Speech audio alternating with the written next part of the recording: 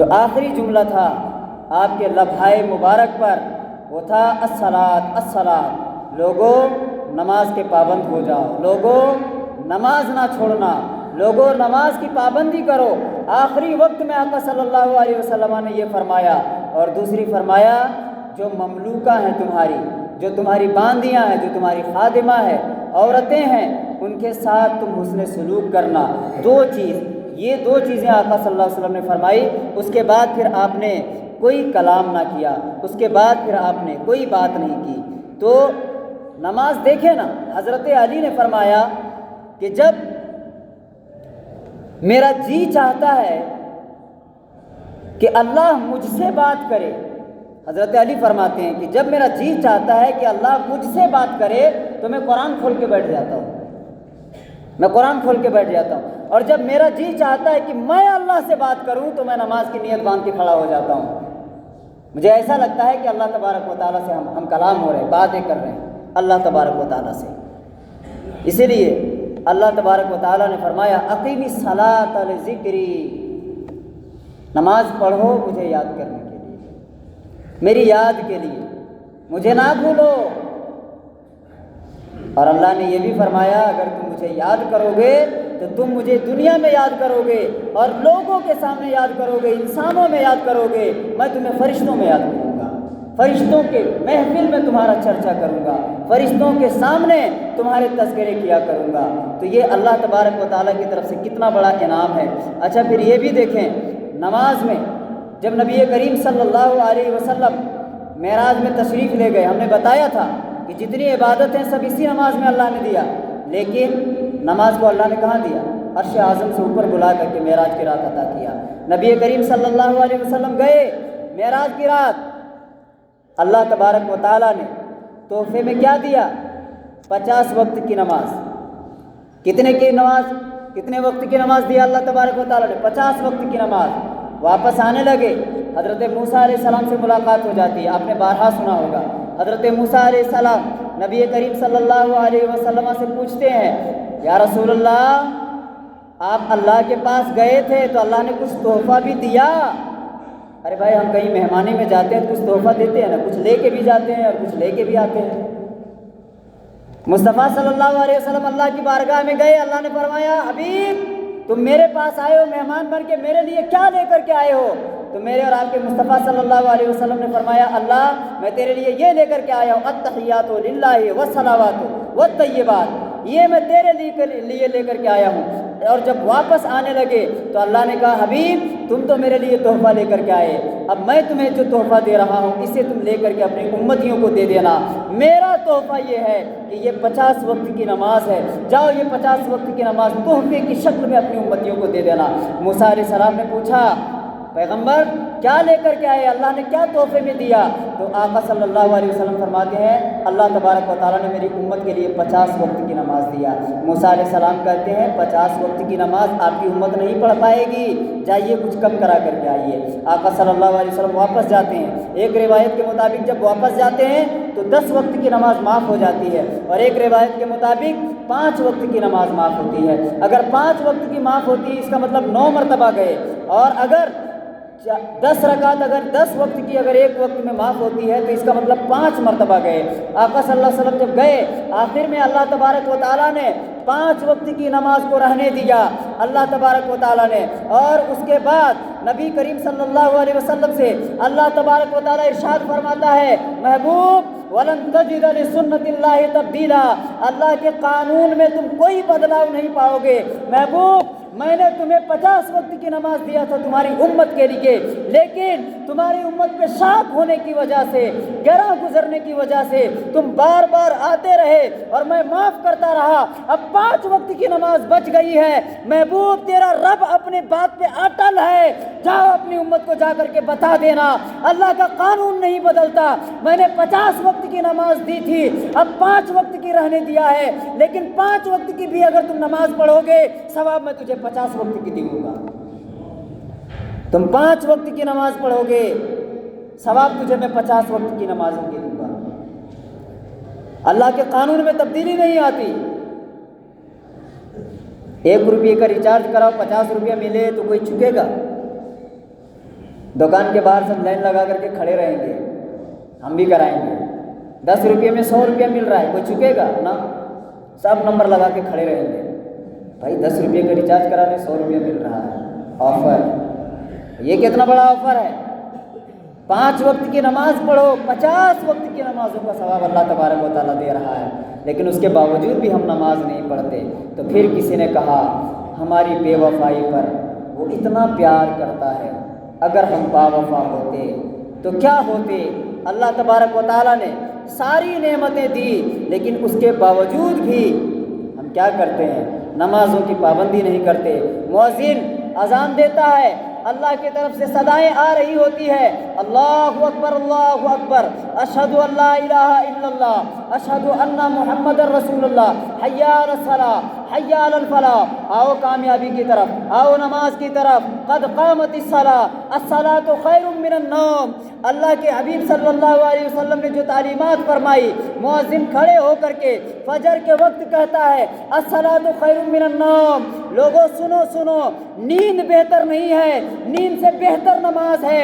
लिहाजा अपनी चादर को हटाओ और आओ अल्लाह की बारगाह में नमाज पढ़ो, अल्लाह तबारक व तआला तुम्हें सवाब से माला माल कर देगा। लेकिन हम हैं कि चादर तान के सोए रहते हैं।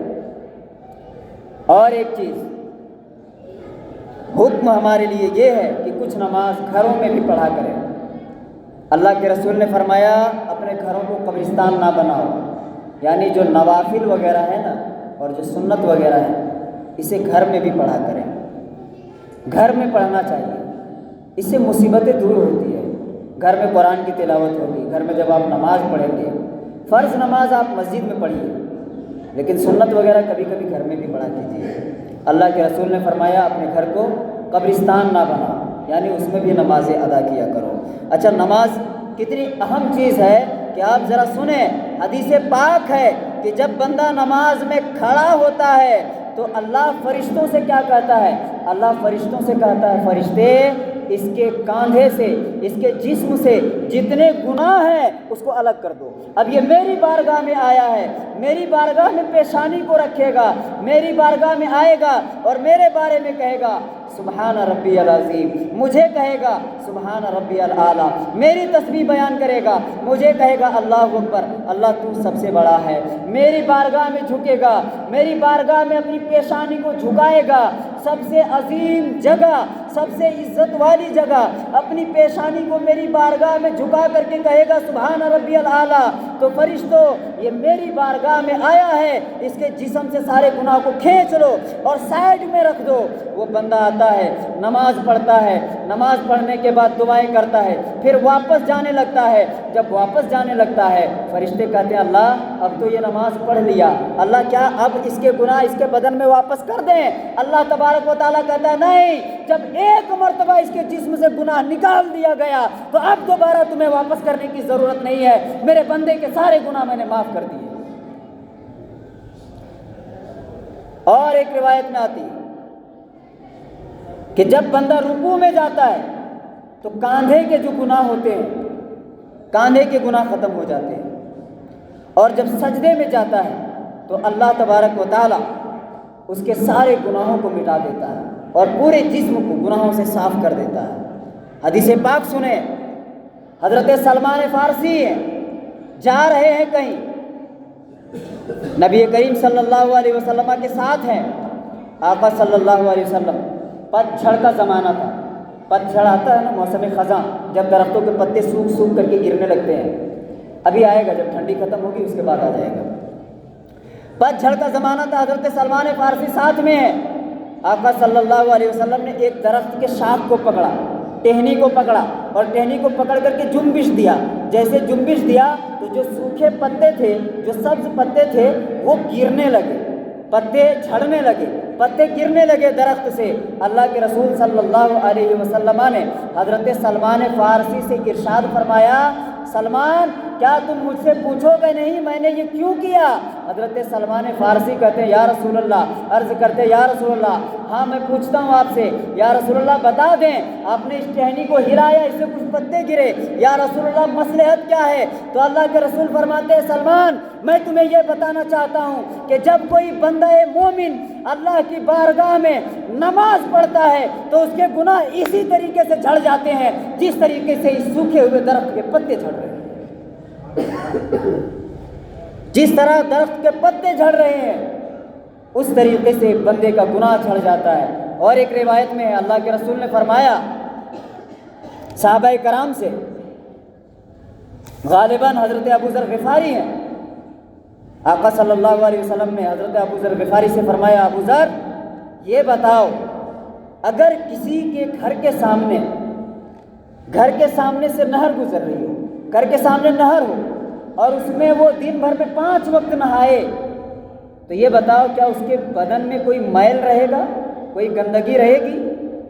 تو حضرت ابو ذر نے عرض کیا، یا رسول اللہ نہیں، اس کے بدن میں کوئی گندگی، کوئی میل و کچیل نہیں رہے گا۔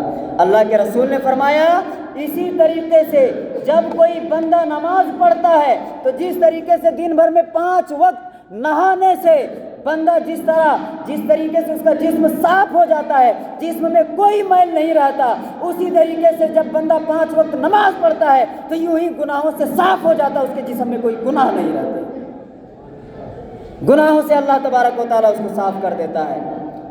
علامہ فخر الدین رازی نے تفسیر کبیر میں ایک آیت ہے، حافظوا علی الصلوات والصلاۃ الوسطی وقوموا للہ قانتین، اس کی تفسیر میں لکھتے ہیں کہ ایک عورت نبی صلی اللہ علیہ وسلم کی بارگاہ میں آئی اور آ کر کے عرض کی، یا رسول اللہ مجھ سے بڑا گناہ سرزد ہوا، میں نے بہت بڑا جرم کیا۔ سرکار نے فرمایا کیا جرم ہے؟ کہا یا رسول اللہ میرا شوہر سفر پہ گیا ہوا تھا، شوہر کے غائبانہ میں نے کیا کیا، میں زنا کر بیٹھی اور اس کے بعد زنا کے نتیجے میں حمل قرار پایا، پھر وہ بچہ پیدا ہوا، بچہ پیدا ہونے کے بعد میں نے اس بچے کو اپنے ہاتھوں سے مار دیا اور سرکہ جس میں میں بیچتی تھی، جس برتن میں رکھ کے اس سرکے کے بوتل میں اس کو ڈبے میں اس کو ڈال دیا، اس برتن میں نے اس بچے کو ڈال دیا اور اسی طرح سرکہ بیچتے رہے۔ یا رسول اللہ میرے لیے کیا سزا ہے؟ تو اللہ کے رسول نے فرمایا جو گناہ تھے اس کا سزا متعین فرمایا کہ تو نے قتل کیا ہے، قتل کے بدلے قتل، اور تو نے زنا کیا ہے تو زنا کے بدلے چونکہ تو شادی شدہ ہے تو تجھے رجم کیا جائے گا، اور بچے کو اس میں ڈال کر کے اور جو تم نے وہ سرکہ بیچا یہ گناہ کبیرہ تو نے کیا۔ یہ سب کچھ بیان فرمانے کے بعد آقا صلی اللہ علیہ وسلم نے فرمایا لیکن تو جس طریقے سے گھبرا کر کے میرے پاس آئی نا، مجھے دیکھ کر کے لگا کہ کہیں تو نے عصر کی نماز تو نہیں چھوڑ دی، یعنی زنا سے بھی بڑھ کر کے یہ گناہ ہے کہ کوئی بندہ نماز چھوڑ دے۔ آقا صلی اللہ علیہ وسلم فرماتے مجھے لگا تجھ سے نماز قضا ہو گئی عصر کی، اس وجہ سے تو اتنی گھبرائی ہوئی آئی ہے۔ تو آپ سوچئے نماز کی اہمیت کیا ہے، اور اس میں آپ یہ بھی سمجھیے کہ جو شخص دنیا میں رہ کر کے نماز نہیں پڑھتا ہے تو پھر قیامت کے دن جب اللہ تبارک و تعالیٰ حکم دے گا نا نماز کے لیے، سجدہ کے لیے، تو اس دن وہ سجدہ نہیں کر پائے گا، اس کی کمر جو ہے اکڑ جائے گی، سجدہ نہیں کر پائے گا قیامت کے دن۔ اس لیے نماز پڑھیے اور اپنے بچوں کو بھی لے کر کے آئیے اور فکر کیجئے اپنے بچوں کی، اس لیے کہ اگر آج ہم نے ان کی فکر نہیں کی تو کل کا دن بڑا بھیانک ہونے والا ہے۔ قیامت کے دن یہی بچے کہیں گے اللہ میری ماں مجھے اسکول کے لیے تو اٹھا دیتی تھی لیکن نماز کے لیے میری ماں نے مجھے کبھی نہیں اٹھایا، اللہ عشاء کے وقت میرا باپ کہتا تھا جلدی سو جاؤ، صبح تمہیں اٹھ کر کے ارلی مارننگ تمہیں اٹھ کر کے جانا ہے کہاں، اسکول جانا ہے، لیکن میرے باپ نے کبھی یہ نہیں بتایا بیٹا عشاء پڑھ کے سونا، بیٹا ظہر پڑھنا۔ اسکول نہیں جانے کی وجہ سے ماں مارتی بھی تھی، باپ ڈانٹتا بھی تھا، لیکن نماز کے لیے میرے ماں باپ نے کبھی نہیں بتایا، کبھی نہیں مارا، کبھی نہیں ڈانٹا۔ اس لیے اللہ جتنا مجرم میں ہوں اتنا ہی مجرم میرا باپ بھی ہے، میری ماں بھی ہے، اس لیے مجھ سے پہلے اس کو جہنم میں تو ڈال دے۔ وہی بیٹا جس کے لیے آج تم ساری جتن کر رہے ہو وہی بیٹا تمہیں دھکے مار کے جہنم میں پہنچائے گا۔ اس لیے فکر کرو اپنی آنے والی نسلوں کی اور پابند کرو اپنے بچوں کو کہ وہ نماز پڑھے۔ ایک بزرگ، اور دیکھیے ہمارا کام یہ ہے کہ ہم لوگوں کو نماز کی طرف لگا دیں، اللہ کا کام ہے وہ ہدایت دے دے گا۔ ایک شخص شراب، بہت بڑا شرابی تھا، شراب پیتا تھا، اور ایک دن وہ شخص شراب پی کر کے ایک نالی میں، گٹر میں گرا ہوا تھا، اس کا منہ جو ہے نالی میں تھا، اللہ کے ایک ولی گزرے تو انہوں نے دیکھا یار انسان ہے اور اس کا منہ جو ہے نالی میں ہے، اٹھایا اس کے منہ کو دھلایا اور گزر گئے۔ فجر سے پہلے وہ اٹھ کر کے گئے نماز تہجد پڑھنے کے لیے مسجد میں، تو کیا دیکھتے ہیں کہ وہی شخص جو دارو پی کر کے شراب پی کر کے نالی میں پڑا ہوا تھا، وہ شخص اس سے بھی پہلے پہنچ کر کے مسجد میں نماز پڑھ رہا ہے۔ اب جو ہے یہ حیران پریشان، اللہ یہ تو شراب پی کر کے نالی میں پڑا ہوا تھا، یہ اس جگہ کا سب سے بڑا شرابی ہے اس گاؤں کا، اسے کیا ہوا؟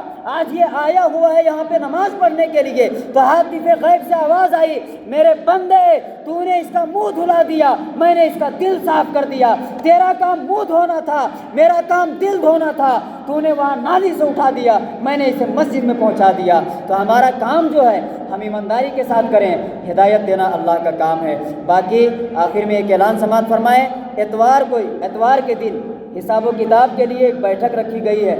آپ حضرات بعد میں پھر کوسچن نہ کریں، بعد میں سوال نہ کریں کہ مجھے نہیں معلوم تھا، اس لیے ابھی آپ کو اطلاع دے دی جا رہی ہے۔ اتوار کے دن 10:30 بجے مسجد کے صحن میں باہر رکھا گیا ہے، یہیں پہ میٹنگ ہے، آپ حضرات آ جائیں، حساب آپ کو سنا دیا جائے گا، اور اگر کسی کے ذہن میں کوئی اشکال ہو تو وہ پوچھ بھی سکتے ہیں وہاں پہ۔ السلام علیکم ورحمۃ اللہ۔